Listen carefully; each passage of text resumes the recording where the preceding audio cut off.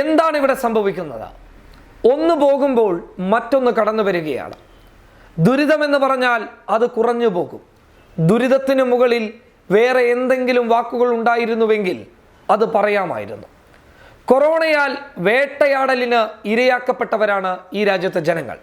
ലോകം മുഴുവനും അതുതന്നെയാണ് അതിൻ്റെ ശരി.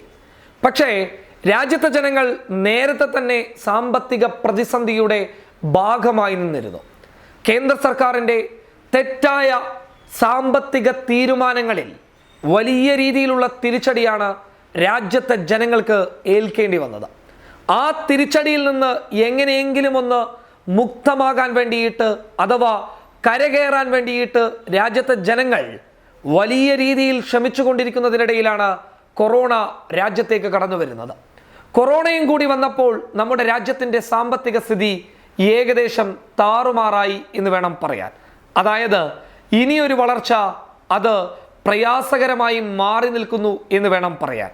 രാജ്യമെന്ന് പറയുമ്പോൾ നമ്മുടെ കൊച്ചു കേരളത്തെയും ആ പ്രതിസന്ധി വലിയ രീതിയിൽ തന്നെ വേട്ടയാടി. അങ്ങനെ ആ വേട്ടയാടലിൽ നിന്ന് കരകയറാൻ ഏതൊക്കെയോ രീതിയിൽ കേരളത്തിലെയും രാജ്യത്തെയും ജനങ്ങൾ ശ്രമിച്ചുകൊണ്ടിരിക്കുന്നതിനിടയിൽ ഇതാ മറ്റൊരു പ്രഖ്യാപനത്തിനും കൂടി സാധ്യതകൾ ഏറെയാണ്. Red alert, orange alert, yellow alert എന്ന ആ അലേർട്ടുകൾ നമ്മുടെ കൊച്ചു കേരളത്തെ ഇപ്പോൾ വേട്ടയാടിക്കൊണ്ടേയിരിക്കുകയാണ്. അതെ, കേരളം പ്രളയത്തിലേക്കോ? അത് തന്നെയാണ് പറയാനുള്ളത്. കൊച്ചി നഗരം മുങ്ങിക്കഴിഞ്ഞിരിക്കുന്നു.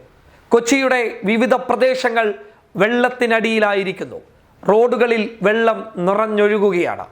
അതുപോലെ തന്നെ വാഹനങ്ങൾ വെള്ളത്തിലൂടെ കടന്നു വരുന്ന സമയത്ത് കുഴികളിലേക്ക് മറഞ്ഞു വീഴുന്ന സാഹചര്യവും ഉണ്ടാവുന്നുണ്ട്. പലയിടങ്ങളിലും ഇത്തരത്തിലുള്ള അപകടം നിലവിൽ നടന്നു കഴിഞ്ഞു.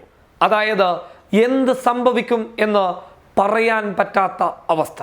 നേരത്തെ പ്രളയത്തെ മാത്രം നമുക്ക് തോൽപ്പിച്ചാൽ മതിയായിരുന്നു. പക്ഷേ നിലവിലെ സ്ഥിതിഗതികൾ വളരെ മോശമാണ് എന്ന് വേണം പറയാൻ. കൊറോണ വേട്ടയാടിക്കൊണ്ടേയിരിക്കുകയാണ്. ഈ സമയത്ത് പ്രളയം കൂടിയായിക്കഴിഞ്ഞാൽ രക്ഷാപ്രവർത്തനം ഏത് രീതിയിൽ നടക്കും? ചിലപ്പോൾ ദയനീയ മുഖങ്ങൾ കാണുമ്പോൾ അല്ലെങ്കിൽ ജീവന് വേണ്ടി യാചിച്ചു നിൽക്കുന്ന സമയത്ത് രക്ഷാപ്രവർത്തനത്തിന് അങ്ങുമിങ്ങും നോക്കാതെ മലയാളികൾ ഇറങ്ങും. കാരണം മലയാളികൾ അന്തസ്സുള്ളവരാണ്. പക്ഷേ അങ്ങനെ ഇറങ്ങുന്ന സമയത്ത് കൊറോണയ്ക്കുള്ള വാതിൽ തുറന്നിടൽ കൂടിയായിരിക്കുമോ എന്നുള്ള ചോദ്യവും ഉയർന്നു വരുമ്പോൾ പ്രളയം വരാതിരിക്കട്ടെ എന്നുള്ള വലിയ പ്രാർത്ഥന തന്നെയാണ് കേരളത്തിനുള്ളത്.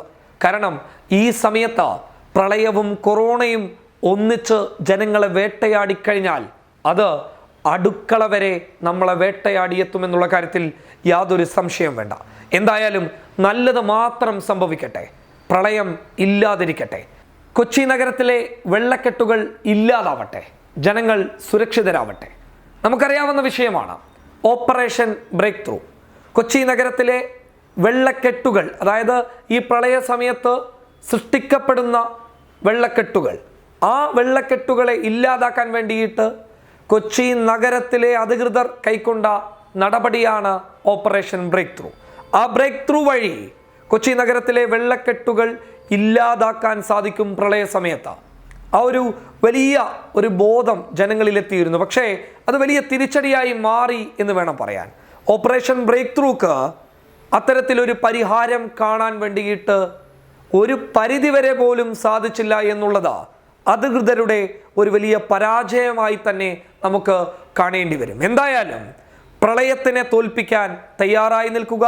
ഏകദേശം 6ഓളം ജില്ലകളിൽ ജാഗ്രതാ നിർദ്ദേശം നിലവിൽ നൽകിയിട്ടുണ്ട്.